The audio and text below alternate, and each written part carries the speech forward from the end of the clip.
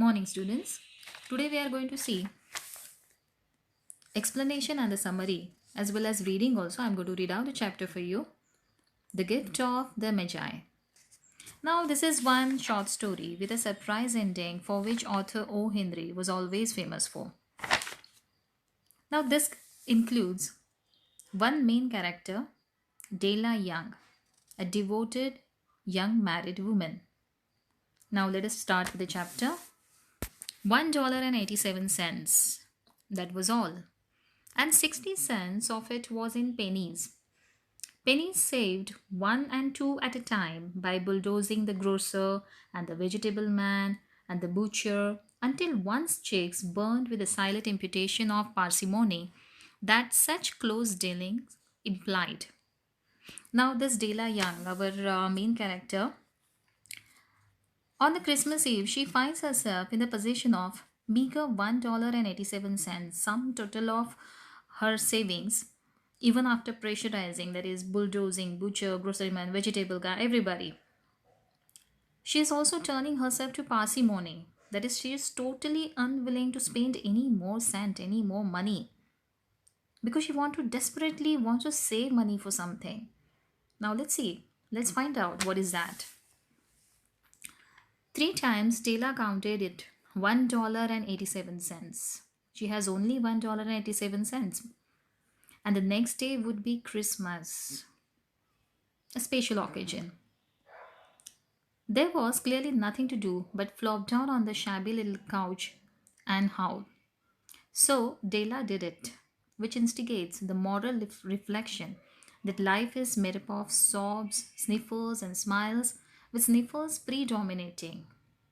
Now she is wondering to herself about her own lifestyle and how the things are for her right now. It clearly shows that she is discontent right now. She is desperate for something. She is thinking about all the sobs and the sniffles and the smiles in her life. And she is wondering that I think sniffles are more than smiles. But she can't help it. She can't do anything about it. While the mistress of the home is gradually subsiding from the first stage to the second, that means now this all her state of mind where she is thinking all the time, now she is started searching for a solution for her problem. Take a look at the house, a furnished flat at $8 per week. It did not exactly beggar's description, but it certainly had the word on the lookout for the medicancy squad. Now, here author is trying to describe or give us an idea about this impoverished lifestyle of young couple. They definitely have a money problem, maybe because of the recent financial cut down for her husband's salary, whatever it is, but they definitely are not doing well at this right moment. Next paragraph says, in the vestibule below was a letter box into which no letter would go. Vestibule means you can say a long lobby near the main door or the outer door, and an electric button from which no mortal finger could coax a ring. That is to urge a ring. Even the electric button for the doorbell was not working properly. So this is again all to give us the idea of his impoverished condition. Also appertaining thereunto was a card bearing the name Mr. James Dillingham Young. Now appertaining thereunto means you can say belonging to a card. That means near the doorbell there was a nameplate which was having this name, the full name of James Dillingham Young. Now the next paragraph says the Dillingham had been flung to the breeze during a former period of prosperity when his professor was being paid $30 per week. That means actually this Dillingham, this name, it was left to a random chance. Why it was left to a random chance? Because previously this couple was having days of prosperity when he was getting paid $30 per week, but now his salary is cut down. So what is happening next? Now when this income was shrunk to $20 though, they were thinking seriously of contracting it to a modest and unassuming D. That means humble D. That means they were thinking of reducing his name, shrinking his name to only like something like D Young, only initials, because now it was not required. But whenever Mr. James Dillingham Young came home and reached his flat above, he was called Jim and greatly hugged by Mrs. James Dillingham Young, already introduced to you as Adela. Now, this clearly shows that love which exists for this young couple. Then to her cheeks with a powder rag. She's trying to cover up all her tears. She stood by the window and looked out dully at a grey cat walking a grey fence in a grey backyard. Tomorrow would be Christmas. Now, this use of word grey is deliberately done here to show that unhappy or gloomy state of her mind. And she had only $1.87 with which to buy Jim a present. She had been saving every penny she could for months, but with this result, she is not able to save any more money. $20 a week doesn't go far. Expenses had been greater than she had calculated. Their expenses are more. They always are. Only $1.87 to buy a present for Jim. Her Jim. Many a happy hour she had spent planning for something nice for him. Something fine, rare and sterling, something expensive, something more valuable, something which can give him a real pride, something just a little bit near to being worthy of the honor of being owned by Jim. There was a pier glass between the windows of the room. Pier glass means there's a large mirror between the two windows. Perhaps you have seen a pier glass in $8 flat. A very thin and very agile person may, by observing his reflection in a rapid sequence of longitudinal strips, obtain a fairly accurate conception of his looks. Dela, being slender, had mastered the art. Suddenly she catches a glance of herself in the cheap pier glass, which is possible only for slender and agile viewer like her. And she thinks to herself and she finds suddenly a perfect solution. Suddenly she whirls down from the window and stood before the glass. Her eyes were shining brilliantly, but her face had lost its color within 20 seconds. Rapidly she pulled down her hair and let it fall to its full length. Her long cascading hair falling down like a waterfall are compared with further Queen Sheba's jewels. Author says further, now there were two possessions of James Dillingham Young in which they both took a mighty pride. They had a lot of pride for two things in their life, two possessions in their life, both of them. One was Jim's gold watch that had been his father's and grandfather's, and the other was Dela's hair. Had the Queen of Sheba lived in the flat across the air shaft, Dela would have let her hair hang out the window some day to dry just to depreciate Her Majesty's jewels and the gifts. Also, author says further, had the King Solomon been the janitor with all his treasures piled up in the basement, Jim would have pulled out his watch every time he passed just to see him pluck at his beard from envy. They're saying further that pride of Jim's golden watch is compared with the worth of King Solomon's entire possession. So now, Dela's beautiful hair fell about her, rippling and shining like a cascade of brown waters. It reached below her knee, made itself almost a garment for her. And then she did it up again nervously and quickly.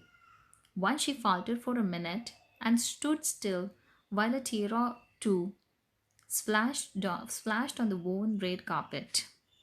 There's a moment of self admiration and there is a moment of reservation, during which she cries a little because she has to let go of her hair, her only pride. Paragraph says, on went her old brown jacket, on went her old brown hat, with a whirl of skirts and with a brilliant sparkle still in her eyes. She fluttered out the door and down the stairs to the street. She was literally dancing. She ran out of the door hurriedly because she was excited. Where she stopped, the sign read, Emily Sofrone, hair goods of all kinds. There was a parlor kind of a thing, and the nameplate read like that. One flight up Dela ran and collected herself, panting. Madame, large, too white, chilly, hardly looked the Sofrone. Here they have given the description of that madam, who was the owner of that shop. She looked plump and heavy lady, slightly older maybe. Will you buy my hair? Asked Della. I buy hair, said Madame. Take your hat off and let's have a sight at the looks of it. Down rippled the brown cascade. $20, said Madame, lifting the mass with a practiced hand.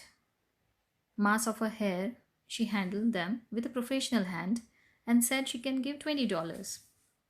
Give it to me, quick, said Della.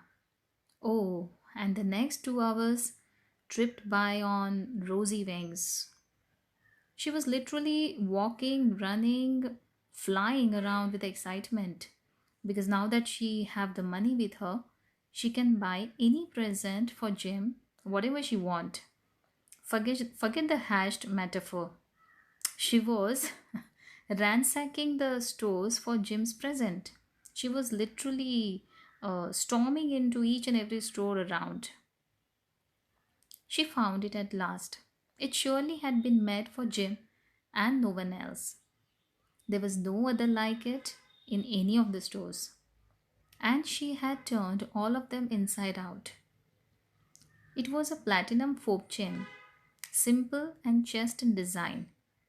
Fob chain is a kind of chain they used to attach to a watch, and then the watch they usually used to keep it in the waistcoat or something in the old days. And it was just in design. That means it was very simple in design. No extra or unnecessary ornamentation or nothing like that. But it was made up of platinum. So, of course, it was expensive. Properly proclaiming its value by substance alone and not by meretricious ornamentation. That is, unnecessary ornamentation wasn't there. It was very simple in design, as all good things should do. It was even worthy of the watch. It would have looked good on the watch, she thought. As soon as she saw it, she knew what it must be that watch must be Jim's. It was like him, quietness and the value. The description applied to him. Description applied to both. It was like she thought when she saw that chain, folk chain, she thought that it is exactly the present that she wanted to buy for Jim. Is the most appropriate gift she wanted to buy for Jim. $20, $21 they took from her for it, and she hurried home with the 87 cents. With that chain on his watch, Jim might be properly anxious about the time in any company. That means in order to show it off to other people, he would took out his fob chain along with the watch every now and then. Grand as the watch was, he sometimes looked at it on the sly on account of the old leather strap that he used in place of a chain. Currently, he was using some kind of a old leather strap which was attached to the watch. Now, instead of that leather strap, there will be this platinum fob chain. She was excited with that thought. She was very much excited with that idea. When Della reached home, her intoxication gave way a little to prudence and reason. I mean, all this while she was totally intoxicated. She was under the influence of this very idea, exciting idea. But now she has to do things cautiously, with a little prudence. She got out her curling irons, lighted the gas, and went to work repairing the ravages made by generosity added to love. See, she has cut her hair. Her hairs are short now. So these ravages made are nothing but kind of destruction she has done to one of her, you can say, important aspect of beauty. And she has done it with only, you can say, it was a generous act for her loving husband, which is always a tremendous task, dear friend, a mammoth task. That is a huge task, a difficult task it was, but she has already done it. Within 40 minutes, her head was covered with tiny, close-lying curls that made her look wonderfully like a truant schoolboy. She looked at her reflection in the mirror long and carefully and critically. She was observing her. She's still trying to convince her that she is looking still at her best. At least she is trying to do so. Though her short hair are making her look like, you can say, a schoolboy. Oh, if Jim doesn't kill me, she said to herself. Before he takes a second look at me, he will say, I look like a Coney Island chorus girl. But what could I do? Oh, what could I do with $1.87? At 7 o'clock, the coffee was made and the frying pan was on the back of the stove hot and ready to cook the chops. Jim was never late. Dela doubled the fork chain in her hand and sat on the corner of the table near the door that he always entered. Then she heard the steps on the stairs away down on the first flight. She turned white for just a moment. She was little terrified, though she was excited. She had a habit for saying little silent prayer about the simplest everyday things. And now she whispered, Please God, make him think I'm still pretty. The door opened. Jim stepped in and closed it. He looked thin and very serious. Poor fellow. He was only 22, and to be burdened with a family. He needed a new overcoat, and he was without gloves. Jim stopped inside a door, as immovable as a setter the scent of a quail. He was greatly astonished when he looked at her. He was almost immovable. He was not able to move. His eyes were fixed upon Dela, and there was an expression in them that she could not read. She was confused, and it really terrified her because that expression, it was not anger, not surprise, not disapproval, nor horror, nor any of the sentiments that she had been prepared for. He simply stared at her fixedly with that peculiar expression on his face. Della wriggled off the table and went for him. Jim, she cried, don't look at me that way. I had my hair cut off and sold because I couldn't have lived through Christmas without giving you a present. It will grow out again. You won't mind, will you? I just had to do it. My hair grows awfully fast. Say Merry Christmas. Say Merry Christmas, Jim, and let's be happy. You don't know what a wonderful, nice gift I've got for you. You have cut off your hair?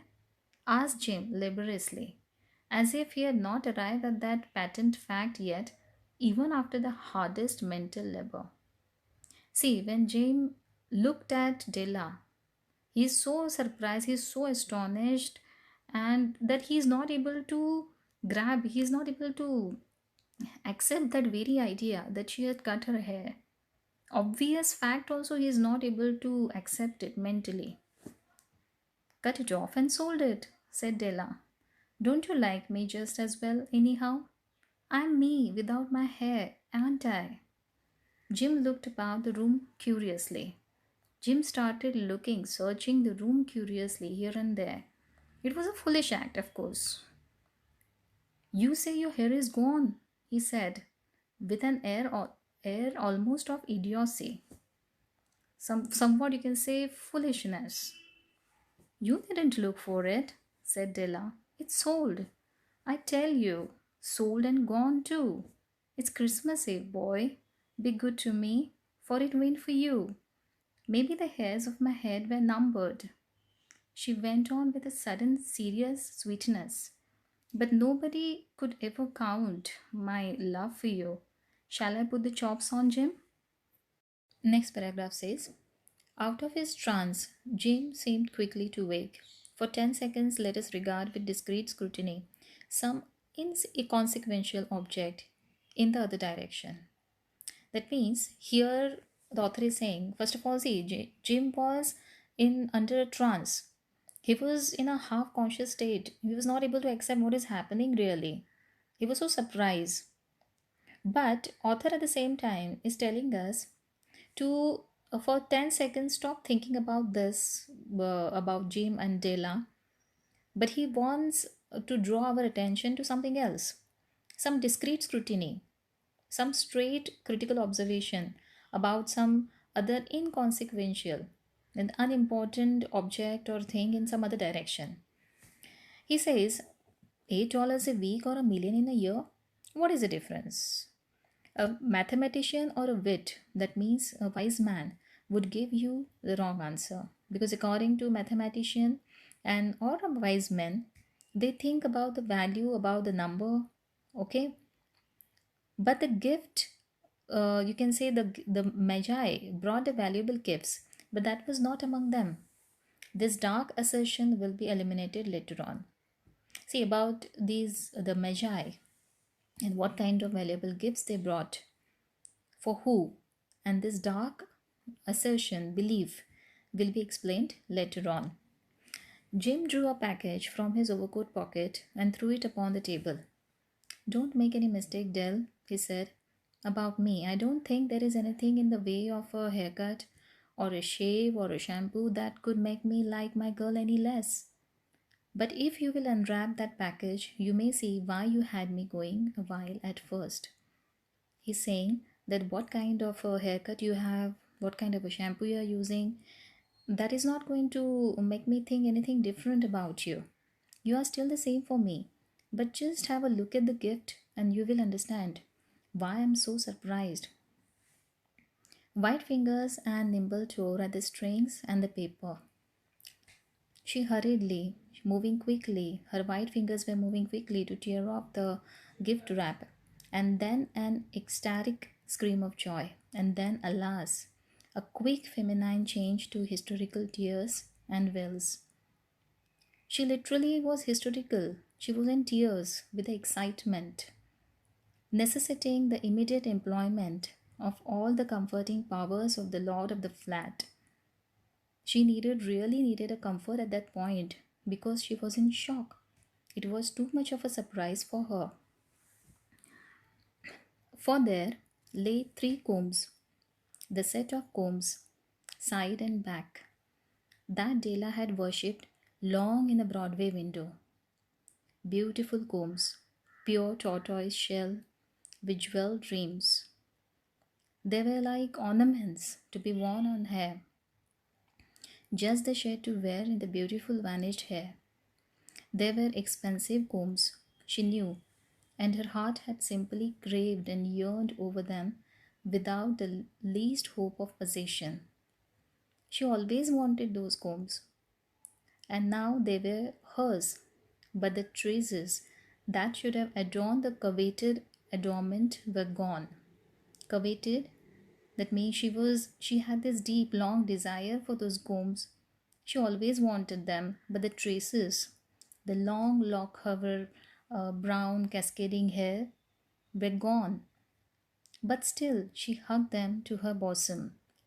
But still she was excited, and at length she was able to look up with the dim eyes and a smile and say, my hair grows so fast, Jim. And then Dela leaped up like a little singed cat and cried, oh, oh. I mean, she moved quickly, she jumped like a cat. because she was really excited, but still she was in tears. Jim had not yet seen his beautiful present. She held it out to him eagerly upon her open palm. The dull, precious metal seemed to flash with a reflection of her bright and ardent spirit. She was very passionate about that gift.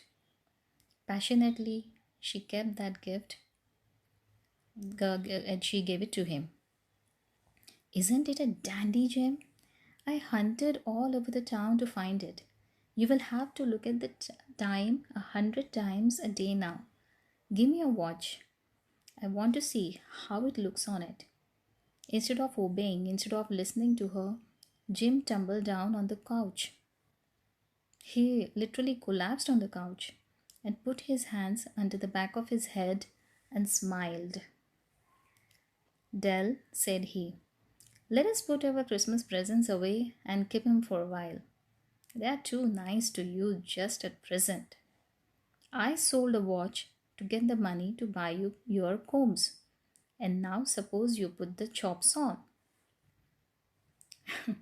The Magi, as you know, were wise men. Now, who were these wise men? They are the biblical character.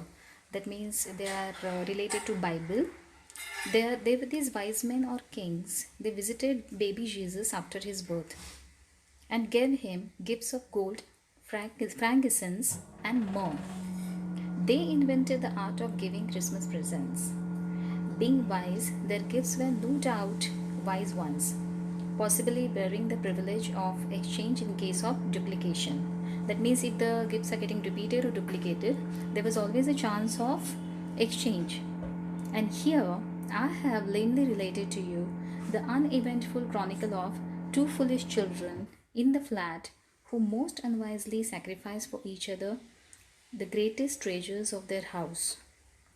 But in a last word to the wise of these days, let it be said that of all who give gifts, these two were the wisest, isn't it? They were, of course, the wisest ones. Why? Because both of them sacrificed for each other. Both of them sacrificed their most precious, or you can say most prized possessions in order to buy gifts for each other, which again were nothing but their precious, each other's precious possessions. That is why we can say that all who give and receive gifts, such as they are wisest. Everywhere they are wisest, they are the Magi. I hope you like this cute little love story because in this story, the love felt is real.